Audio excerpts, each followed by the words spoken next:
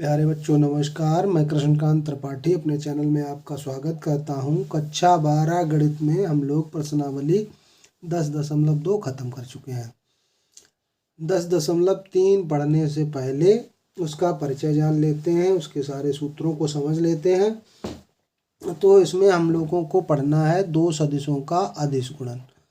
अंग्रेजी में इसको कहते हैं scalar product of two vectors और इसे डॉट प्रोडक्ट भी कहा जाता है। तो ये क्या होता है ये समझते हैं। दो शून्येतर, शून्येतर मतलब नॉन जीरो, यानी कि जो जिनका परिमाण जीरो नहीं है, ऐसे दो सदिश हैं ए और बी।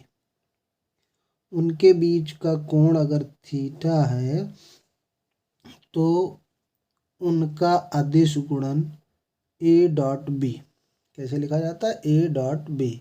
इसीलिए इसको डॉट प्रोडक्ट भी कहते हैं या स्केलर प्रोडक्ट भी कहते हैं।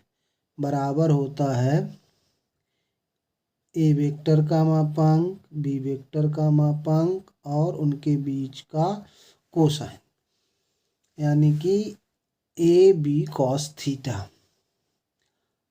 यहाँ पे थीटा का मान जीरो से बड़ा या बराबर हो सकता है, लेकिन पाई से छोटा या बराबर हो सकता है।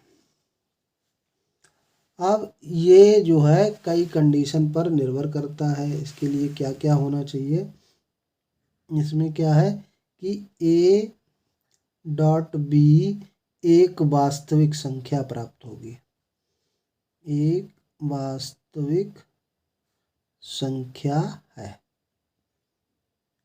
और ये अदिश गुणन है तो गुणनफल भी हमको अदिश प्राप्त होगा। क्या प्राप्त होगा, अदिश गुणनफल प्राप्त होगा। इसीलिए ए डॉट बी एक वास्तविक संख्या होगी। यदि मान लो ए डॉट बी जीरो आता है, ए डॉट बी बराबर जीरो, तो इसका मतलब क्या है, ए डॉट बी का मतलब होता है ए बी का मापांक इंटू कॉस थीटा बराबर जीरो। अब ए बी तो नॉन जीरो हैं, ये दोनों नॉन जीरो वेक्टर्स हैं, उनका मापांक जीरो के बराबर नहीं होगा। तो इसका मतलब क्या होगा कि कॉस थीटा जो है वो जीरो के बराबर है। और कॉस कितने अंश का मान जीरो होता है, कॉस 90 का मान होता है।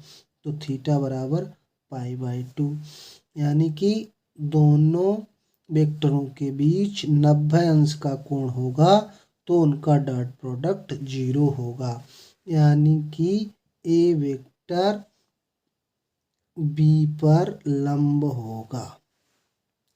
तो यदि किसी सवाल में कहा जाता है कि यदि ए और ए बी पर लंब है तो हम क्या लिखेंगे, ए डॉट बी बराबर जीरो, ए डॉट बी बराबर जीरो लिखेंगे।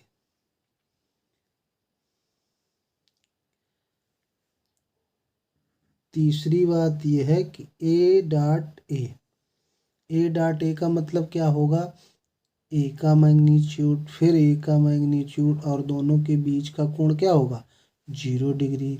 तो यानी कि ए इंटू ए क्या हो जाएगा, ए स्क्वायर, ये हो जाएगा ए स्क्वायर। तो अगर दोनों के बीच का कोण 0 अंश है तो उनका डॉट प्रोडक्ट उनके परिमाण के वर्ग के बराबर होगा। चौथी कंडीशन क्या है, यदि थीटा बराबर पाई यानी कि 180 है, तब ए डॉट बी बराबर क्या हो जाएगा, ए का मापांक इंटू बी का मापांक और cos थीटा की जगह cos पाई का मान क्या होता है, -1। तो ये हो जाएगा -a का मापांक माइनस बी का मापांक।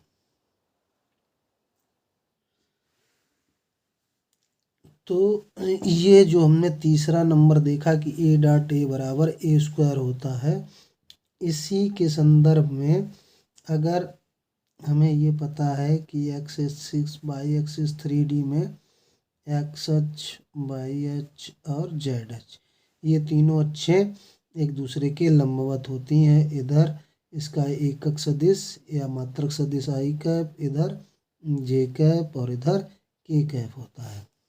तो आई डॉट आई जब ज्ञात करेंगे या जे डॉट जे ज्ञात करेंगे या के डॉट के ज्ञात करेंगे तो क्या होगा, इनका मापांक, तो ये तो मात्रक सदिश है, मापांक 1 होगा और इनके बीच का कोण होगा 0।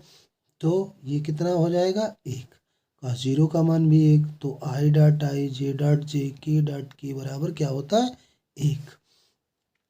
और ये अच्छे एक दूसरे पर लंबवत होते हैं। तो आई डॉट जे बराबर जे डॉट के बराबर के डॉट आई अगर निकालें तो क्या निकालेंगे, इनका मापांक और उनके बीच का कोण 90 डिग्री। cos 90 का मान होता है 0, तो ये हो जाएगा 0। तो इससे हमें पता चल जाता है कि आई डॉट जे डॉट के डॉट आई बराबर 0 होगा।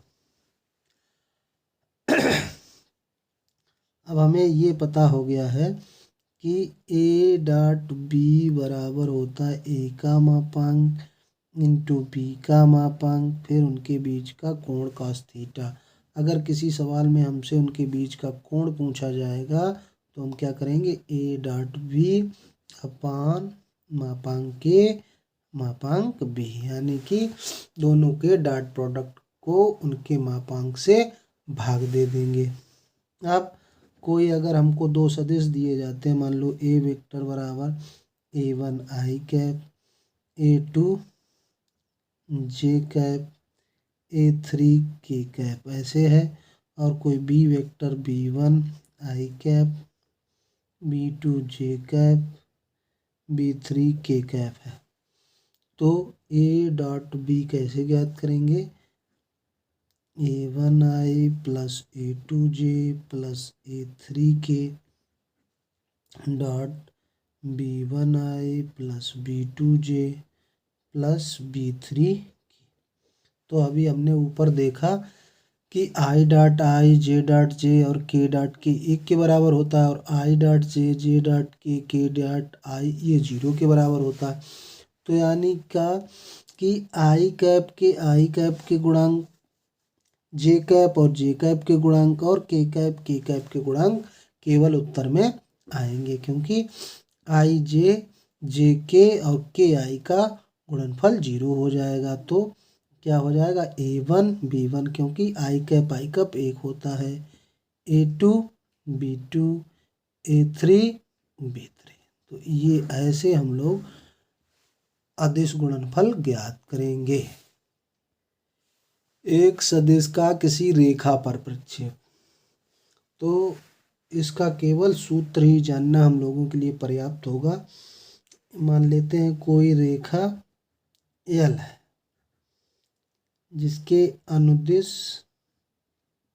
मात्रक सदिश मान लेते हैं, मात्रक सदिश पी कैप ये है। तो रेखा एल पर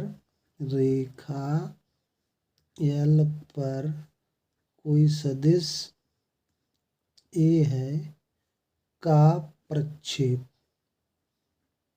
कैसे ज्ञात करते हैं, जो वेक्टर है और रेखा एल की दिशा में मात्रक सदिश उसका डॉट प्रोडक्ट, इससे हमको प्राप्त हो जाता है किसी सदिश का किसी रेखा पर प्रक्षेप। इसी प्रकार से सदिश ए का दूसरे सदिश बी पर प्रक्षेप अगर हमको निकालना हो, बी पर प्रक्षेप, तो क्या हो जाएगा ए वेक्टर और डॉट बी कैप। अब बी कैप कैसे निकाला जाता है, किसी वेक्टर की दिशा में मात्रक सदिश कैसे ज्ञात करते हैं, वेक्टर को उसके मापांक से भाग दे के। तो ये हो जाएगा a vector dot b vector upon mod we.